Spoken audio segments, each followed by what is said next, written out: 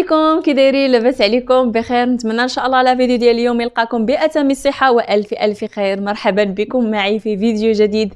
الفيديو ديال اليوم كيف كتعرفوا من خلال العنوان هو خاص بمدينه المهيريز، معلومات مهمه على هذه المدينه اللي كانت غتكون يعني في مكان بيكا 40 اولا في مكان يعني ال40 اللي كما قلت لكم هو بعيد على مدينه الداخله.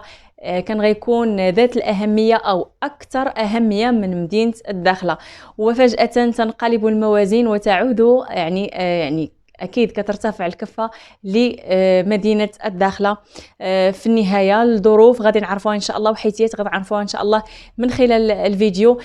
فنزولا عند طلب بعض المتتبعين يعني طلبوني باش غادي بغاو يعرفوا بزاف ديال المعلومات على هذا، فغادي نتعرفوا على جميع الأسباب اللي خلات يعني هذا الميناء الكبير اللي هو كيف قلت لكم أكبر ميناء في يعني على اللي كيطلع على أفريقيا أو لا على الغرب الافريقي، كان غادي يكون في مدينه المهيريز وفجاه انتقل لمدينه الداخله. غادي نعرفوا شنو الاسباب، واش اسباب سياسيه، واش اسباب اجتماعيه، واش اسباب بيئيه. هادشي كله ان شاء الله غادي نتعرفوا عليه من خلال الفيديو. ما عليكم سوى تتبع الفيديو. فقبل ما غادي نبدا معكم في الفيديو حبيت انني يعني نبادر يعني تجي مني هذه المبادره ليكم كاقتراح الى عجبكم اكيد انني نبقى نخصص يعني واحد الفقره خاصه الإجابة على جميع التساؤلات ديالكم.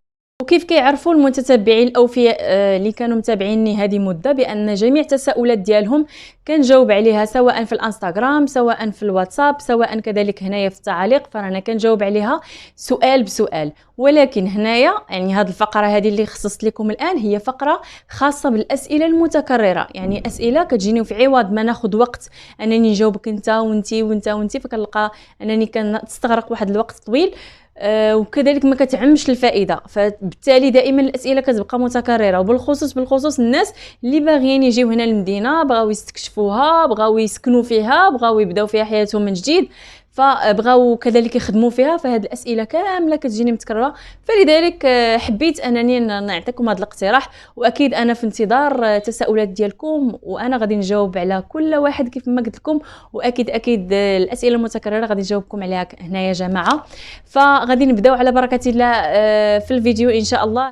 فكيف كتعرفوا جميع باللي مهيريز هو تابع لجماعة بيرغندوز اللي كتبعد تقريبا 65 كيلومتر تقريبا من القرقارات، وكذلك كتبعد على مدينة الداخلة حوالي 300 كيلومتر.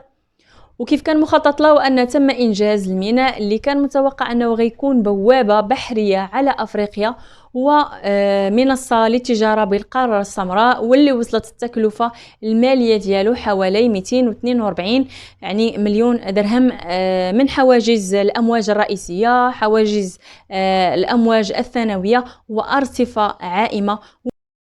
والهدف يعني من إنجاز هذا المشروع هذا هو تشجيع البحارة والصيادين اللي متواجدين أكيد بالمنطقة، وتحسين الظروف ديالهم، وزيادة يعني عدد خرجات القوارب الصيد البحري، وكذلك خلق فرص عمل يعني للسكان المحليين، وتطوير الأنشطة المتعلقة بالصيد البحري. وأما السبب الحقيقي وراء انخفاض أسعار العقار بمدينة المهيريز هو تراجع الجهات المختصة من إنشاء أكبر ميناء بها نظرا لظروف بيئية، ماشي شي ظروف سياسية، وماشي حتى شي حاجة أخرى من غير ظروف بيئية. فعلا هما كان عندهم العزم والنية أنهم غادي يديروا فيها أكبر ميناء يعني في أفريقيا، ولكن للأسف لقاو يعني مشاكل بيئية، وبالتالي انتقل الميناء لبيكا 40 أي مدينة الداخلة.